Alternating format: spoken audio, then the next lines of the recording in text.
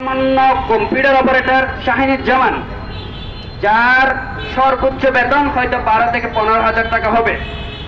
একজন সামান্য computer operator যার বেতন, আপনারা জানেন,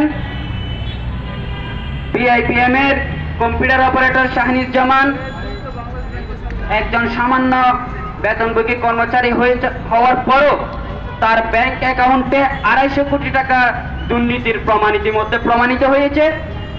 একই সাথে শুধুমাত্র তার ব্যাংক অ্যাকাউন্টে 250 কোটি টাকা পেয়েছে তা নয়, ঢাকা শহরের বিভিন্ন জায়গায় তার প্লট, ফ্ল্যাট এবং তার নিজ মাতৃভূমিতেও তার জায়গার হদিস পাওয়া গিয়েছে।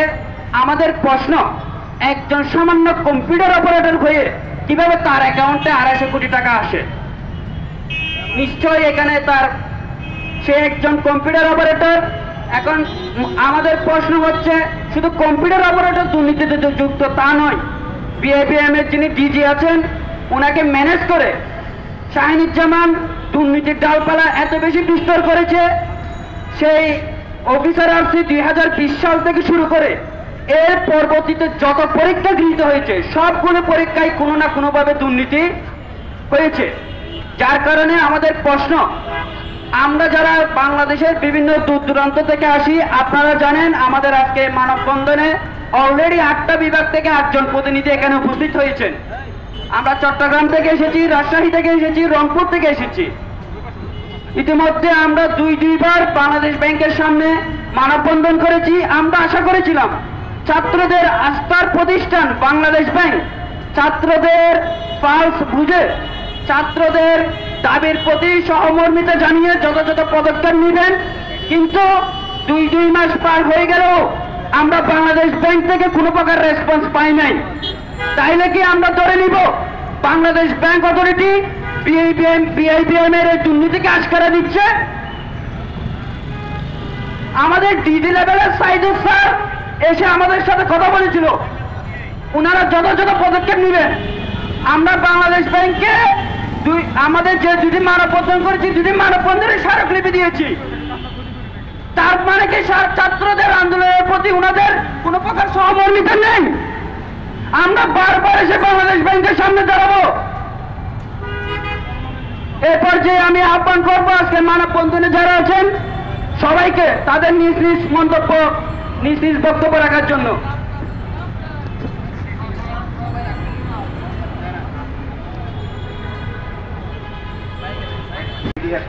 আপনারা জানেন যে আমরা এর আগেও বাংলাদেশ ব্যাংকের সামনে 2বার মানববন্ধন করেছি।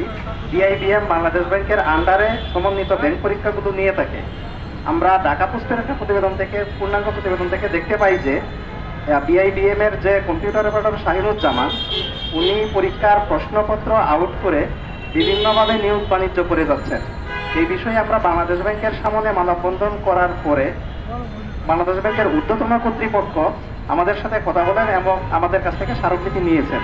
তারা আমাদেরকে আশ্বাস দিয়েছিলেন যে তারা এই বিষয়ে তদন্ত করে যথাযথ পদক্ষেপ নেবেন, কিন্তু এখন পর্যন্ত বাংলাদেশ ব্যাংক কর্তৃপক্ষ কোনো পদক্ষেপ নেয়নি, যা দেখে আমরা আশ্বস্ত হতে পারি যে আমরা আমাদের পরীক্ষাগুলো দুর্নীতি মুক্তভাবে দিয়ে ফেয়ারলি আমরা নিয়োগ পাবো।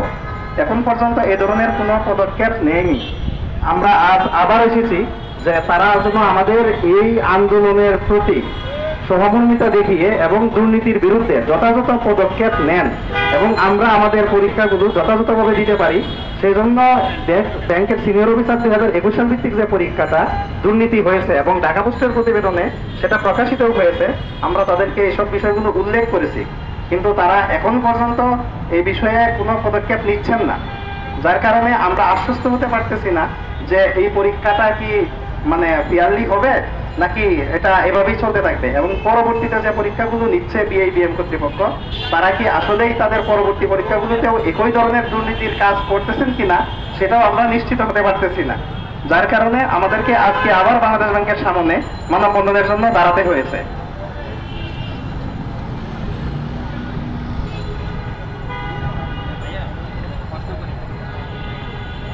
এখন আমাদের প্রশ্ন হচ্ছে যে আমাদেরকে কি শুধু বাংলাদেশ ব্যাংকের সামনে এভাবে মানববন্ধন করে যেতে হবে, নাকি তারা তাদের যথাযথ দায়িত্ব পালনের মাধ্যমে বিআইবিএম এর বিরুদ্ধে ব্যবস্থা নেবেন, সেটা আমাদের এখন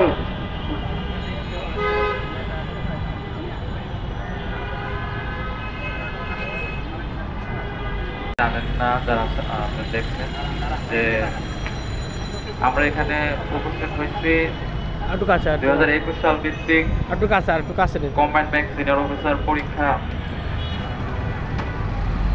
এটা নতুন করে পরীক্ষাটা নেওয়ার আবেদন নিয়ে। কারণ হচ্ছে আমরা যখন পরীক্ষা দেই তখনই কিছু ব্যাপার সন্দেহজনক ছিল, যে সব সময় যারা টিকে আসতেছে, প্রতিটা পরীক্ষায় টিকে আসতেছে, পরীক্ষা খুব ভালো দিচ্ছে, তারপরও ফাইনালি রেজাল্ট আসে নাই। তখন আমাদের ভিতরে একটা সন্দেহ তৈরি হয়েছিল, কিন্তু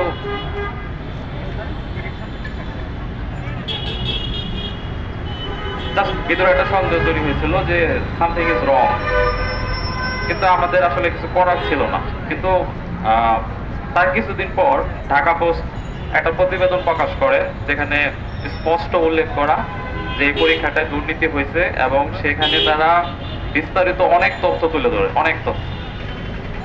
আর সেখানে একটা চাঞ্চল্যকর বিষয় ছিল যে বিআইবিএম এর স্টাফ, সে কত টাকার বেতনের কর্মচারী হবে, 20-30 হাজার হইতে পারে, সে 250 কোটি টাকার মালিক, তার বাড়ি গাড়ি আছে। তো এটা তো সন্দেহজনক। তো এইভাবে নিউজ প্রকাশ হওয়ার পর আমরা ফার্স্টে একবার মানববন্ধন করলাম, স্মারকলিপি দিলাম, আবার মানববন্ধন করলাম, আবার স্মারকলিপি দিলাম। এখন পর্যন্ত বাংলাদেশ ব্যাংক কোনো পদক্ষেপ নিতে আমরা এখনো দেখলাম না। এই যে একজন কর্মচারী 250 কোটি টাকার মালিক, এটা কি প্রশ্নবিদ্ধ একটা ব্যাপার না? এটা কি যাচাই বাছাই করে দেখা দরকার ছিল না? এটা কি বিআইবিএম কে জানানো দরকার ছিল না? বিআইবিএম কে এটা একটু তদন্ত করা দরকার ছিল না? যে কি এই যে একটা নিউজ হইলো, পত্রিকা একটা নিউজ হয়ে গেল, এটা কি এমনি হইলো? আসলে এখানে কি হয়েছে, একটা তদন্ত দরকার ছিল। আর আমরা স্টুডেন্টরা কি মানে এই যে এরকম একটা পত্রিকা একটা নিউজ আসলো, এরপরও আমরা এভাবেই পরীক্ষা দিয়ে যাব? জানাচ্ছি একই সাথে আইনশৃঙ্খলার বাহিনীর সদস্যদের প্রতিও আমরা কৃতজ্ঞতা প্রকাশ করছি। আমাদের আজকের এই মানববন্ধন কর্মসূচি সম্পূর্ণ শান্তিপূর্ণভাবে শেষ হবে। আমরা আমাদের দাবি সুস্পষ্ট। আপনারা জানেন বিআইবিএম কর্তৃক গৃহীত পরীক্ষার দুর্নীতি সুস্পষ্টভাবে প্রমাণ হয়েছে। সেই অফিসার আসি 2020 সাল থেকে শুরু করে পরবর্তীতে যত পরীক্ষা হয়েছে সবগুলো পরীক্ষায় দুর্নীতি হয়েছে। বিশেষ করে আমরা শাহিনুজ্জামানের কথা বললেও, শাহিনুজ্জামান যে ডিজি আন্ডারে কাজ করতো, আমরা জেনেছি উনি ডিজির মেয়েকে আপনার বিমান টিকিট কেটে দিয়েছেন, ডিজির ছেলেকে আইফোন কিনে দিয়ে ডিজিকে হাত করেছেন। নিশ্চয়ই এর সাথে ডিজিও সংশ্লিষ্ট, বিআইবিএম এর ডিজি। আমাদের দাবি সুস্পষ্ট, শাহিনুজ্জামানের দুর্নীতির সুষ্ঠু একটা তদন্ত হইতে হবে, শাহিনুজ্জামানকে বরখাস্ত করতে হবে, 2021 সাল ভিত্তিক গৃহীত সিনিয়র অফিসার পরীক্ষা বাতিল করতে হবে। একই সাথে 2021 সাল ভিত্তিক যত পরীক্ষা হয়েছে সবকিছুর সুষ্ঠু তদন্ত করে ছাত্রদের দাবির প্রতি বাংলাদেশ ব্যাংক একাত্মতা ঘোষণা করবে। যতদিন না পর্যন্ত বাংলাদেশ ব্যাংক আমাদের দাবির প্রতি একাত্মতা ঘোষণা করবে না, আমরা ঘোষণা দিয়ে যাচ্ছি এর চাইতেও কঠোর কর্মসূচি নিয়ে আমরা বাংলাদেশ ব্যাংকের সামনে আসবো। বাংলাদেশ ব্যাংকে আমরা ঘেরাও কর্মসূচি দিব। ছাত্রদের দাবির প্রতি যদি বাংলাদেশ ব্যাংক একাত্মতা ঘোষণা না করে, বাংলাদেশ ব্যাংক নিশ্চয় দেখেছে সারা বাংলাদেশে কোটার বিরুদ্ধে আপামর ছাত্র সমাজ জেগে উঠেছে। একই সাথে ব্যাংকের দুর্নীতির বিরুদ্ধে আপামর ছাত্র সমাজ জেগে উঠেছে। আমাদের সুস্পষ্ট আহ্বান, আমাদেরকে রাগাবেন না। ছাত্র সমাজ জেগেছে, ছাত্র সমাজের দাবির প্রতি যদি আপনারা একাত্মতা পোষণ না করেন, কঠোর থেকে কঠোর কর্মসূচি আসবে। এ পর্যায়ে আমি বক্তব্য দেওয়ার জন্য আহ্বান করছি সাধারণ শিক্ষার্থীদের ব্যানারে আয়োজিত আজকের এই প্রোগ্রামের আহ্বায়ক তানজির ভাইয়াকে। বক্তব্য রাখবেন তানজির ভাইয়া।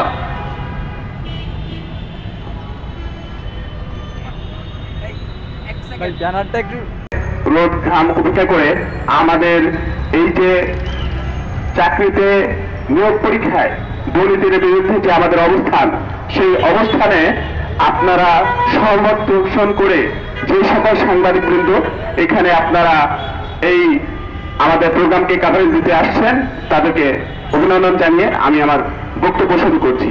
আপনারা জানেন যে 2021 সাল ভিত্তিক সিনিয়র অফিসার নিয়োগ পরীক্ষায় ব্যাপক দুর্নীতি এবং জালিয়াতি হয়েছে, যেটা ঢাকা পোস্ট নামে একটা পত্রিকায় সেটা নিউজ আকারে এসেছে।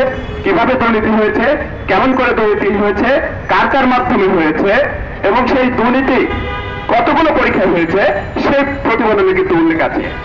আমরা এই নিউজ প্রকাশিত হওয়ার পরে প্রত্যাশা করেছিলাম বাংলাদেশ ব্যাংক, যে প্রতিষ্ঠানটা বাংলাদেশের জনগণ আপামর সাধারণের একটা আস্থার জায়গা, তারা নিজেরা থেকে উদ্যোগী হয়ে এর বিরুদ্ধে ব্যবস্থা নেবে, তদন্তের উদ্যোগ নেবে। কিন্তু অবাক হয়ে আমরা লক্ষ্য করলাম যে বাংলাদেশ ব্যাংক এই ব্যাপারে কোন রকম পদক্ষেপ নিচ্ছে না। তারই পরিপ্রেক্ষিতে আমরা বিগত সময়গুলোতে বাংলাদেশ ব্যাংকের সামনে দুইবার মানববন্ধন করেছি, আমরা স্মারকলিপি দিয়েছি, আমরা প্রতিবাদ জানিয়েছি, আমরা তাদের সাথে যোগাযোগের চেষ্টা করেছি। কিন্তু তারা গত মানববন্ধনের পর প্রায় 1 মাস কেটে গেলেও আমাদের দাবির প্রতি কোনো কর্ণপাত করার কোনো লক্ষণ আমরা দেখতে পাচ্ছি না। তারই পরিপ্রেক্ষিতে আজকে আবার আমরা বাংলাদেশ ব্যাংকের সামনে দাঁড়িয়েছি। আমরা এখানে উদাত্ত আহ্বান জানাতে চাই বাংলাদেশ ব্যাংকের সামনে থেকে যে সাধারণ চাকরি প্রত্যাশীদের পিঠ কিন্তু দেয়ালে থেকে গেছে। আপনারা জানেন আজকে বাংলাদেশ ব্যাংকের নিয়োগ পরীক্ষার প্রশ্ন জালিয়াতি হয়, প্রশ্ন ফাঁস হয়, পিএসসি নিয়োগ পরীক্ষার প্রশ্ন জালিয়াতি হয়, প্রশ্ন ফাঁস হয়, ওদিকে কোটা চাপিয়ে দেওয়া হচ্ছে সাধারণ চাকরি প্রত্যাশীদের ক্ষেত্রে। তাহলে আমরা সাধারণ চাকরি প্রত্যাশীরা আসলে যাব কোথায়? আজকে একটা সিনিয়র অফিসারের মতো পরীক্ষা, যেটা ব্যাংকের ক্ষেত্রে, ব্যাংকের চাকরির ক্ষেত্রে মানে প্রবেশের ক্ষেত্রে সর্বোচ্চ পদ, সেই নবম গ্রেডের পদে যদি দুর্নীতি হয়, জালিয়াতি হয় এবং সেই জায়গায় বাংলাদেশ ব্যাংকের মতো স্বাধীন এবং স্বায়ত্তশাসিত একটা প্রতিষ্ঠানের যদি কোনো বিকাশ না থাকে, তাহলে আমরা সাধারণ চাকরি প্রত্যাশীরা যাবো কোথায়? আজকে এই যে প্রতিবেদনটা প্রকাশ হলো, সেখানে বাংলাদেশ ব্যাংকের উচিত ছিল স্ব-উদ্যোগে এর একটা তদন্ত কমিটি গঠন করা এবং সেই তদন্ত প্রতিবেদন আমাদেরকে অগ্রগতি জানানো। তাহলে আমরা বুঝতাম যে এখানে বাংলাদেশ ব্যাংকের নিরপেক্ষ একটা অবস্থান আছে। আজকে এই প্রতিবেদন প্রকাশের পরে দীর্ঘ 1-2 মাস পার হয়ে যাওয়ার পরেও বাংলাদেশ ব্যাংক যে কোনো বিকাশ করছে না, এটা তারা বাংলাদেশ ব্যাংক আসলে কি প্রমাণ করতে চাচ্ছে? আজকে জানেন আমরা এখানে বাংলাদেশ ব্যাংকের বিভিন্ন নিয়োগ পরীক্ষায় আমরা এখানে আমাদের সহপাঠীরা আছে, তারা বিভিন্নভাবে রিটেন ভাইবা পার করে এসে তারপরেও চাকরি হচ্ছে না। কেন হচ্ছে না? কারণ ওই দুর্নীতিগ্রস্ত শ্রেণী যে শাহিনুজ্জামান একজন কম্পিউটার অপারেটর, তার তৃতীয় শ্রেণীর কর্মচারী, তার অ্যাকাউন্টে কিভাবে 250 কোটি টাকার সম্পদ থাকে, তার কিভাবে ঢাকায় গাড়ি বাড়ি ফ্ল্যাট হয়, এই প্রশ্নের উত্তর আমরা বিএনপির কাছে চাই, এই প্রশ্নের উত্তর আমরা বাংলাদেশ ব্যাংকের কাছে চাই। আজকে দীর্ঘ 2টা মাসের মতো পার হয়ে গেল আমাদের এই প্রতিবাদের। আজকে আপনারা আর কি কি করলে আপনারা আমাদেরকে একটা ফিডব্যাক দিবেন যে না, এই নিয়োগের বিরুদ্ধে আপনারা ন্যূনতম একটা গা করছেন, ন্যূনতম একটা পদক্ষেপ নিচ্ছেন যে বাংলাদেশ ব্যাংক এর বিরুদ্ধে একটা ব্যবস্থা নিয়েছে। আমরা তো বলি নাই যে আমাদেরকে চাকরি দিতে হবে, আমরা বলেছি আমরা সাধারণ চাকরি প্রত্যাশী, আমরা সুষ্ঠু নিয়োগের মাধ্যমে এই দেশের একজন নাগরিক হিসেবে, গরিব মুজন কুলি চাষার সন্তান হিসেবে স্বচ্ছ একটা নিয়োগের মাধ্যমে একটা চাকরি চাই। আমরা যোগ্যতা প্রমাণ দিয়ে যদি চাকরি নিতে পারি তাহলে আমরা নিব, না হলে তো আমরা চাকরির দাবি করি নাই, আমরা স্বচ্ছ নিয়োগের দাবি করেছি। এই স্বচ্ছ নিয়োগের দাবিটাও কি আজকে এই দেশের নীতি নির্ধারণী মহলের কাছে বেশি হয়ে যাচ্ছে? আপনাদের আচরণে তো তাই মনে হচ্ছে। আপনারা আমাদেরকে দুর্বল ভাবছেন, আপনারা মনে করছেন এদের তো কেউ নাই, কিচ্ছু নাই, এরা কি করবে? আমি হুঁশিয়ারি উচ্চারণ করতে চাই, দুর্বলরা যদি একবার পিঠ দেয়ালে থেকে গেছে, এরা যদি একবার সামনে আগাতে শুরু করে, যত বড় দুর্নীতিবাজি হন আপনি কিন্তু টিকতে পারবেন না। যেমন টিকতে পারে নাই এদেশে প্যানিজিম, যেমন টিকতে পারে নাই মতুর, এইভাবে কিন্তু চেষ্টা হতে হবে। আপনারা সতর্ক হন, আপনারা সাবধান হন, আজকে আবারও বাংলাদেশ ব্যাংকের সামনে দাঁড়িয়ে হুঁশিয়ারি উচ্চারণ করতে চাই, আমরা উদাত্ত আহ্বান জানাতে চাই, বাংলাদেশ ব্যাংকের দায়িত্বশীল কেউ এসে আমাদের সাথে কথা বলুক।